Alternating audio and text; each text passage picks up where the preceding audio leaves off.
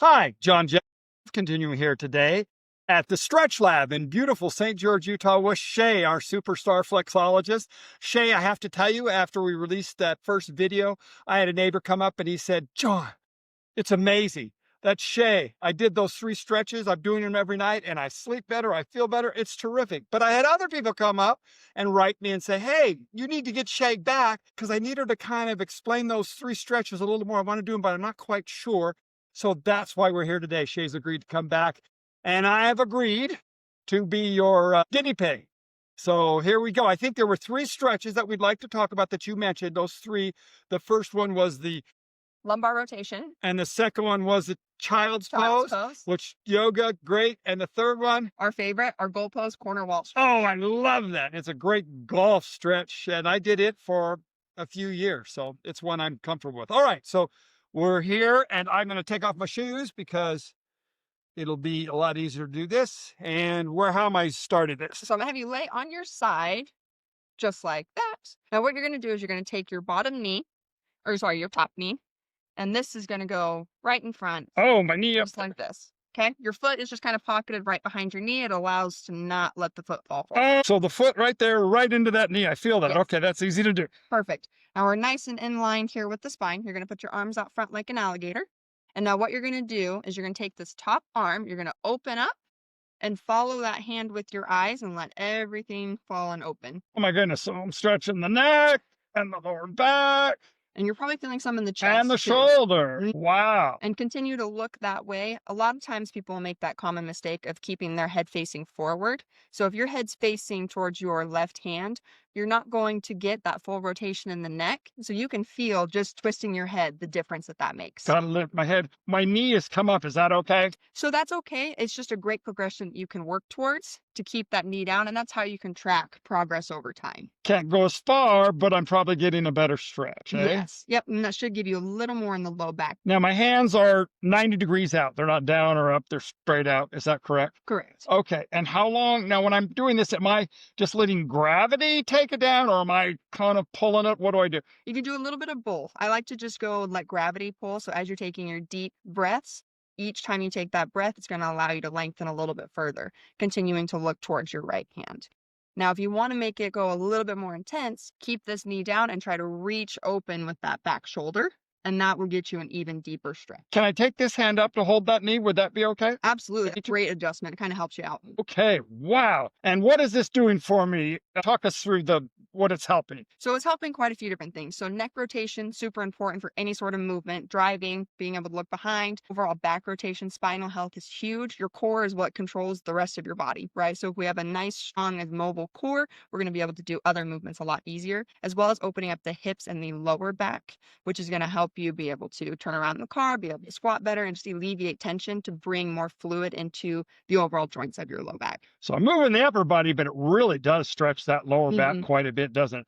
And there's ways to cheat on everything. I saw it moving my knee up is one thing. Anything else I should be aware of and try not to do? Yeah, so staying on your side, not letting the shoulder fall back. So a lot of times people will just go like this and just open their shoulder. They won't let their back open up. You want to let the whole chest and back open up. So some people will just do the arm. That's not going to target that low back. I wouldn't feel it down there. Right. Might still help my shoulder a little. Yep. But we're not getting the full benefit. Correct. And how do I know I'm making progress on this? So a couple of things you can look at is, can you keep your knee down? That's one way to track. The other way to track is just see how far you can see when you're looking towards that back arm. So as you open up, you should be able to see further and further and further and see if you can get that shoulder to touch is a great goal. Knee down and shoulder touching. So the more my shoulder moves, the more my neck and head are going to be able to move. Correct. Wow, that is a really important thing to be able to, that whole movement is. Absolutely. Wow, that's a great stretch. But we have 2 more, don't we? We do. Okay, what's next? Child's pose is next. So this one, your knees are going to be a little bit wider than your hips. So making kind of a pizza pie. So they're not parallel, knees are out, feet are running. in. Okay, Perfect. got it. Okay. And then your toes are already bent. Is that bugging your toes at all? They're okay right now, They're okay right now? but if Okay. they did bother me, what would I do? I would just have you pop up on your toes just like this. Make it a little bit easier. Sometimes that alleviates some pressure on So the it's top of the foot. kind of personal preference. I can Personal be on my preference. toes like that, or I can tuck them up. Well, they feel okay like that. Sometimes they bother me, but I think they'll be okay. All Awesome. right. Now what you're going to do is you're going to reach forward as far as you can, try to reach to the edge of the bench, letting your hips sit back. Good. Now there's two different things that you can do on this to help target different things. The first one being reach your hands as far forward as you can while keeping your hips low. And that's going to help stretch the lats on the side as well as the shoulder. And then if you let your head relax all the way down towards the bench, you're going to also alleviate tension in the upper cervical spine as well. Now, the second one is trying to reach your butt as back down as far to your heels as possible while keeping a nice long spine and arms out front. That's going to then target a little more hips and low back for you. Wow. So I'm really basically getting a whole body stretch here then, You aren't I? are. And that's why it's great for doing it before bed because you were just relaxing the entire body to help you sleep a little bit better. Can I ask on that first stretch and on all three of these, the third one we're not going to be able, but that first stretch, could I do that in my bed when I'm waking up? Because that just felt so. Is that, or do I need to be on the floor? It's a great way to wake up in the morning, especially if you're like, I just need to do some sort of stretch. Doing it in bed is great, as well as for the child's pose, a little bit easier on the knees. But if we can get down on the floor onto a mat, it gives you more of a stable surface to allow you to go further. At the end of the day, something's better than nothing. Something's better than nothing. That's in my book. Okay, two great stretches. Cheating on the child's pose. What do we have to Yeah. watch out for? Couple of things on that one. Sometimes it'll bug people's knees, and so what they'll end up doing is they'll just reach here. That's a great stretch, but we're not opening up the hips as much as we could be. So trying to allow those to sit back. If you need to, if it bugs the knees, you can take a pillow or something and put it behind your knees to allow for a little bit more of a deeper relaxation without putting too much pressure on your knees. A nice accommodation. Correct. Okay. And how do I know I'm getting better on the child's pose? For this one, I'm figuring out if you're getting better. Is your butt getting towards your heels, or is your head being able to touch the bench? You'll find that a lot of times if we're really, really tight in our upper neck and our upper back, we won't be able to get our head down to touch the mat. So even just lengthening the spine that way is a great way to track your progress. Right. And on both of these, and actually all stretches, you're doing breathing. Now, I've taught breathing to lots of people over the years because it's so critical. If you need to know more, read Breath. It's a great book, whole book all about how to breathe. But basically, the simplest form is, and I think what you're referencing is where we're going to breathe in through our nose slowly, fully, and then exhale through our mouth and make that outward breath longer than inward breath. If the outward breath is longer, automatically, scientifically proven, your respiration, your heart rate, your blood pressure all decrease, right? And so that's what we're trying to do here. Is that right? Correct. That Helps kind you of get in that breathing. re- Wow. So not only are we stretching, but we're learning how to breathe. Woo! We are. 2 for 1. We love those. All right, we're going to move. All right, we had to do a little reconfiguration here because we can't do this stretch on the platform here, but it's my favorite stretch there is, and I didn't even ask her to do this one. All right, Shay, tell us what we're doing. So our next one is going to be a great chest opener. So to start, you're going to have your arms up at about a goalpost position at the corner of a wall. Goalpost arms, just like that. I want you to have your palms and your elbows onto the walls, because if not, I want you to pull your elbows up like you did originally. That's going to end up creating some tension and tightness in the shoulders that we don't want and can be a little bit painful. So to really focus on the chest openers, keep your elbows onto the wall.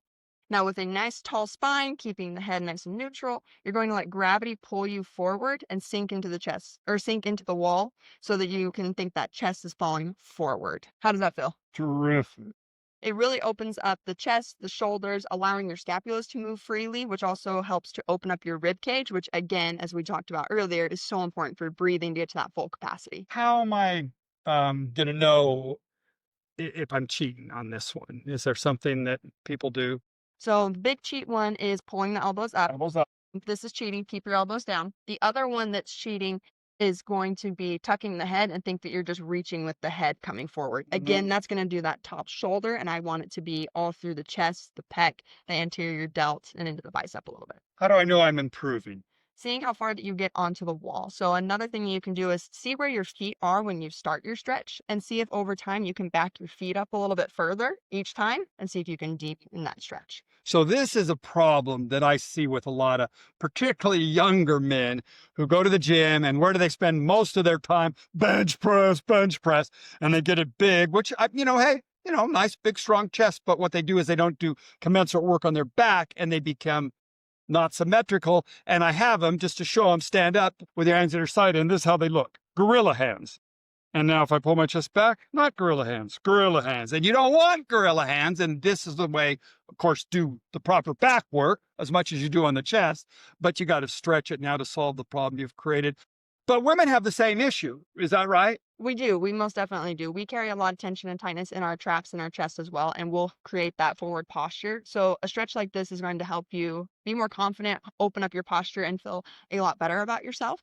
And we talked about that forward posture where the gorilla hands, so that can happen in women as well. What's great about this is the child's pose in conjunction with this one is also lengthening your lats, which they come up and attach to the inner side of your humerus, and that will pull your shoulder forward as well. So doing both of them is kind of a double whammy to open up your chest. Now on the extension, what do we call that? The Lumbar rotation. we did that on both sides. We demonstrate on one, but you're going to want to do it on the other. When I did this before, it seems like I did a couple of sets. Is that recommended? Like I did like 3 sets, did it 3 times, or what do you say about that? If you can at least do the one time for 30 to 45 seconds, at least something, then great, I'm going to be happy with you. But if you can do it multiple times throughout the day, if you want to do it for 30, 45 seconds, come out of it, do it again a couple times, is a great way. And each time you're going to see that you're going to go a little bit further as your body warms up. So stretching's different than weight resistant training where you need to give your muscles time to rebuild. You don't want to be doing curls all day long, although I know some people do, but you don't want to be doing that. But with all 3 of these stretches, you could do them multiple times. Our goal, those teeth once a day, do our stretches once a day. So Shay, this stretch enables my body to kind of be in the positions it's designed to be. When I'm like this, it reduces the total space for my lungs to expand, right? So even if I'm in pretty good cardio, I can only go so far. But when I get it back here, now I can expand more and I get more oxygen. I'm going to be healthy. I'm going to feel better if I just do this stretch. Is that right? That's correct. So opening up the chest, opening up the overall capacity for oxygen delivery to the brain, it's going to be huge for overall, if you have brain fog a lot, increasing oxygen is a great way to combat that. Terrific. Okay. You know how to do it. She's demonstrated. Now you just got to do it. And as always, you know, it's a new year. It's January. We want to ask you the question we always ask you because we're just want to help you improve your health and happiness. So what are you willing and able to do today? Starting today, right now. Strand, movement, consumption, sleep. One change. That's all it takes to begin your road to better health, fitness, and happiness. Make the decision. Do it today.